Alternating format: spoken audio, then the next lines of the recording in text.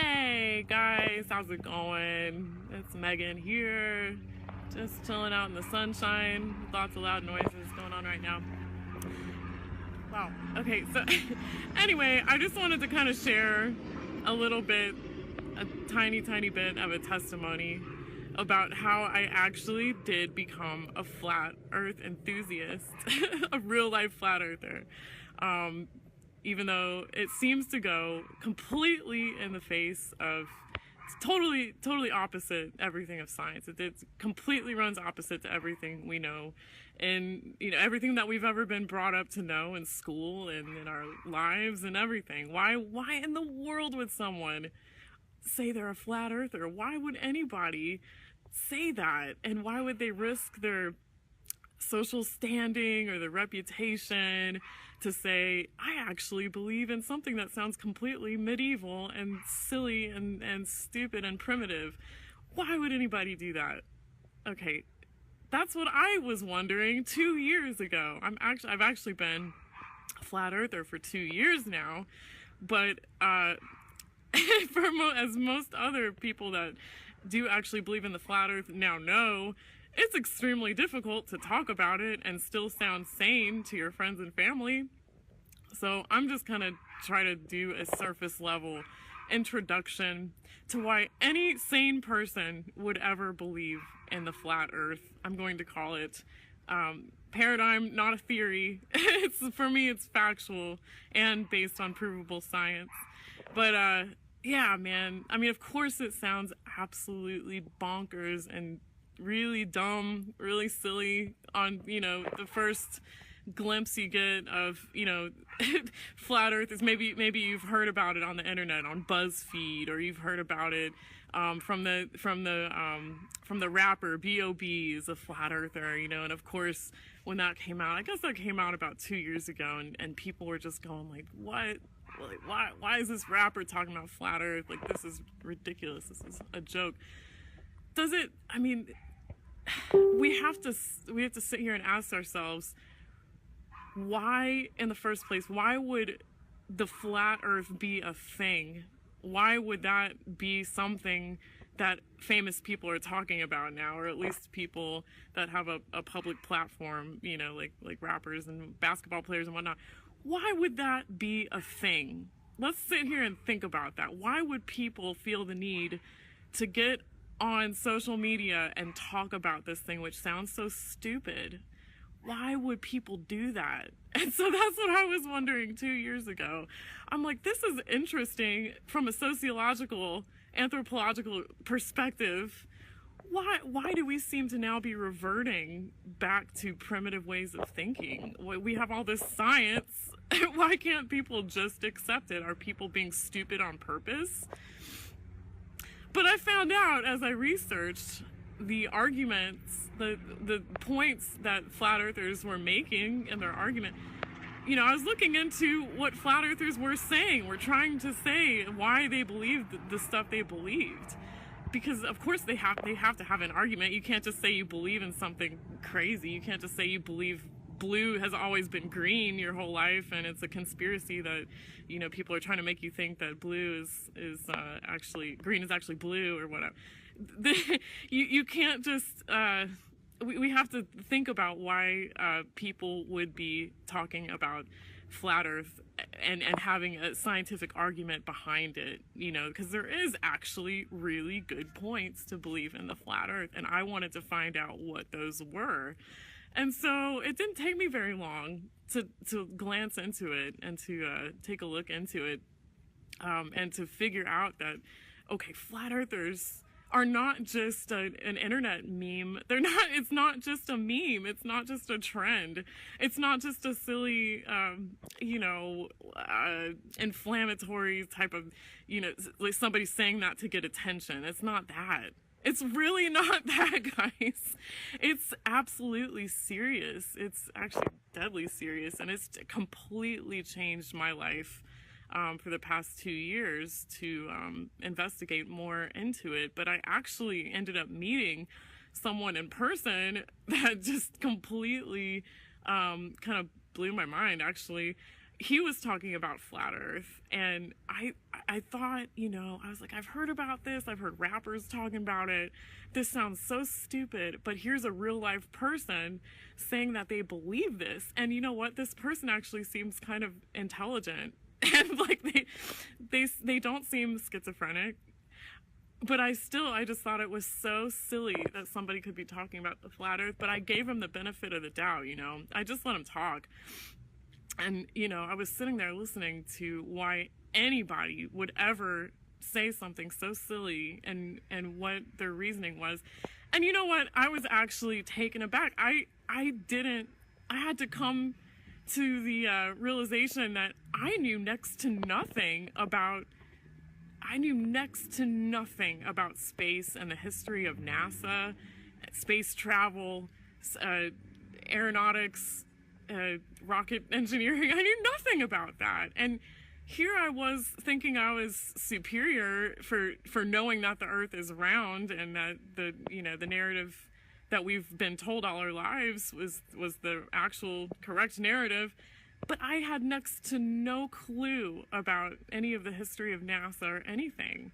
So how was I going to be on a high horse about somebody that was saying, hey, maybe there's actually more to the story than what we're being told on the news? And he went ahead and was talking about the fake moon landing missions, and how we haven't been to the moon in 50 years, actually 49 years.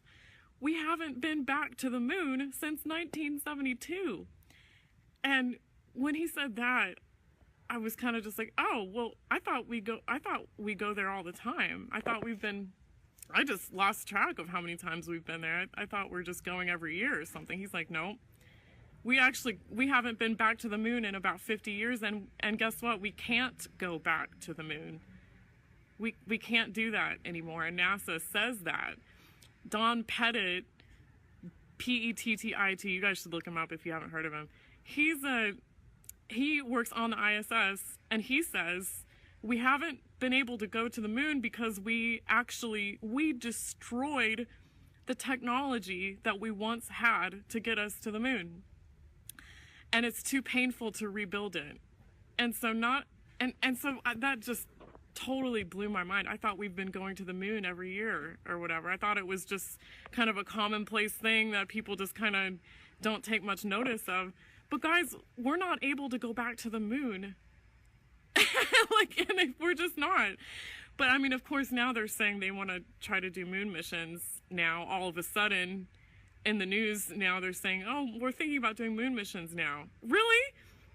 But it's been 50 years since we've been to the moon. And so that's just one of the things that seemed a little bit fishy to me, and I just didn't know. And he called me on my own ignorance about the whole space program. I was ignorant about the space program, but I thought I knew. I thought I knew.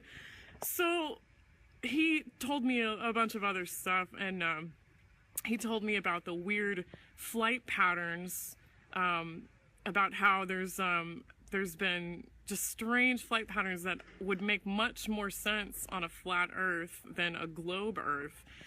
Look up flat Earth, emergency landings, flight patterns, weird flight patterns. You'll see that there's, when somebody's pregnant on a plane and they're having a baby, the plane will make a detour to some place that's completely out of the way for this plane to be landing. But it does make sense on a flat Earth. And so there's weird plane reroutes and weird flight patterns that really caught my eye too, and that totally didn't make sense. You have planes going way out of the way for a supposed emergency landing, and it really only makes sense on a flat Earth map.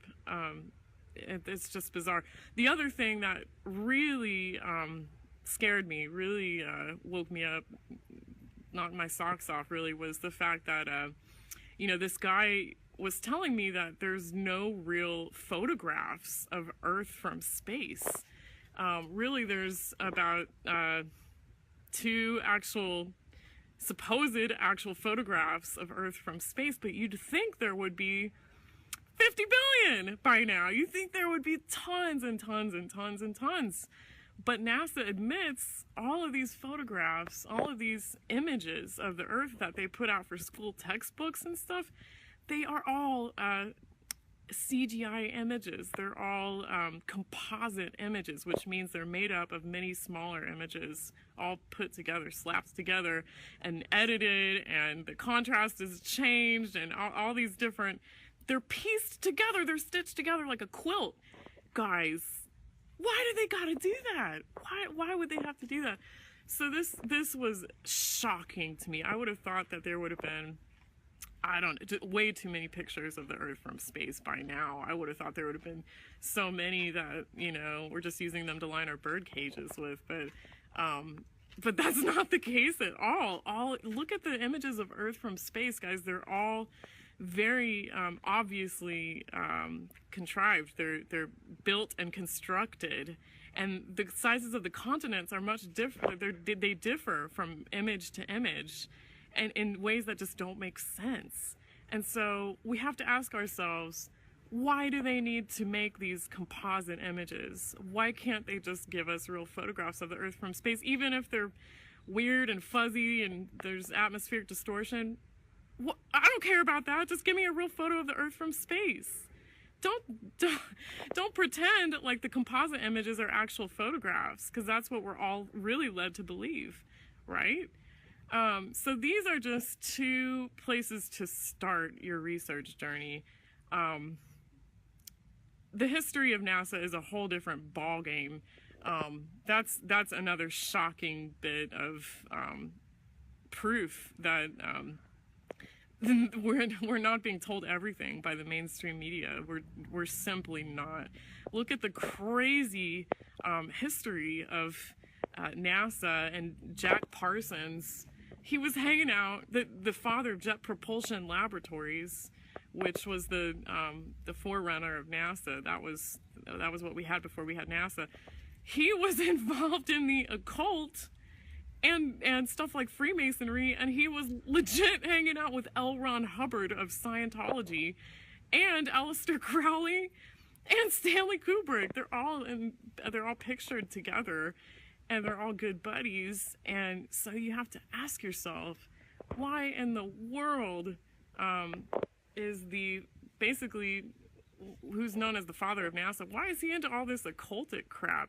And that's something I'll leave you guys to research. I hope you do research that, because it honestly, I mean, it seems like wacky, like Black Mirror type of stuff. Like, it seems like a bad TV plot, but guys, it's all there for you. I mean, and you know, I know, like, when people start talking about Freemasonry, people get turned off for whatever reason. I still haven't figured that out. That's going to be a whole other topic that I'll probably bring up later. But guys, there is a very deep tie there's deep ties with NASA and Freemasonry. Did you know they put a Freemasonic flag on the moon? This says they unfurled a Freemasonic flag on the moon. Most of the astronauts that went on the moon missions were Freemason. I think one of them wasn't a Freemason outwardly, but they put an American flag on the moon, and they unfurled a Freemasonic flag on the moon. Okay, so I mean, a lot of you probably won't even understand the implications of that, that don't know about Freemasonry. So that's a whole other topic. But I'm saying, when I started looking into these things, there are so many things that don't add up. This is just not right. So many things that I didn't know about NASA, about the moon landings, about how fake and contrived they are, how about the unedited moon landing footage is all kinds of messed up, and there's visual proof of them concocting, trying to make it seem like they were a certain distance away from the Earth by putting a cardboard cutout over the light coming through the window, and trying to make it seem like the Earth was round. And this cardboard cutout gets knocked around, and you can see they're just faking how the Earth would be round from many miles away. They're really concocting this. This is like bad you know, middle school theater that's going on. They're like concocting this image of Earth on tape for people on their TV screens to see. But when you look at A Funny Thing Happened on the Way to the Moon, this is a documentary about how the moon landing was faked. It's a really good documentary too. I hope you guys watch it. But it shows all about that in there, how a lot of the moon mission was completely faked, obviously so. So I'm just saying, I'm just another person on here. You know, I don't have a degree in rocket science or whatever, and I'm kind of glad I don't. But it doesn't take a rocket scientist to figure out that there's a lot of holes in the official story about space. There's a whole lot of holes, guys. And I'm, you know, after 2 years, I'm not afraid to say how much looking into the flat Earth has completely changed my life and my worldview, really how I view our government and how I view my own life and what my purpose is in life. And as crazy as that sounds to say, it will, I mean, honestly, it will change a lot of how you think about the world you live in. I mean, how could it not, really? You know, and I'll be talking a little bit more. I know a lot of you on here already have heard this stuff like a billion times already, who are already flat earthers, and you understand all this, and this has deeply impacted you too. But, you know, I'm just another person on here saying there are intelligent people talking about the flat earth. There really are. And they're not, I mean, they're just regular people that have noticed all of the many holes in the official story, and it's actually it makes your blood boil actually when you research it, and it should bring about a change in your life. I mean, some kind of change. Anyway, I'm gonna get off here pretty soon, but thank you guys for showing up in the chat, and I just think this is so interesting. This is the kind of stuff, like, you know, people that talk about flat earth get tomatoes thrown at them. They get made fun of so much, and I can understand why. But, I mean, it is too interesting not to talk about, because flat earth has had so much staying power. It's been around for over 2 years now as a huge thing that's being talked about. Everybody's writing articles about it. You can find it on, I mean, everywhere you look, it's being mentioned. And so why? We have to ask ourselves, why is this a thing? Is there actually legitimate points to the argument of flat earthers? And if so, we got to talk about it. If there's even one legitimate point to what flat earthers are saying, we got to look into it. We got to talk about it, because this thing is not going away. There's so many people that are waking up now to the horrific government corruption. It's not just a little government, it's horrific. They're using the budget for the space program to do very nefarious things. They're using that money to do other things with it. It's not space. That's a complete fabrication.